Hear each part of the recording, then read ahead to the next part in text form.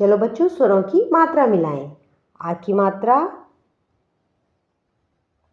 के, ई की मात्रा, छोटी ई की मात्रा देखो बच्चों कहाँ है, अरे इधर है, तो छोटी ई की मात्रा ये, बड़ी की मात्रा बच्चों के, छोटे ओ की मात्रा बच्चों ढूंढो यहाँ पर, छोटे ओ की मात्रा सबसे लास्ट में है, सोचो ये छोटे ओ की मात्रा।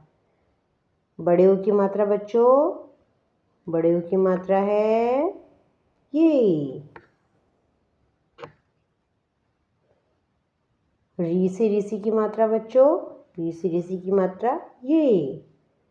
ए से एड़ी की मात्रा बच्चों, ए से एड़ी, ए से एड़ी।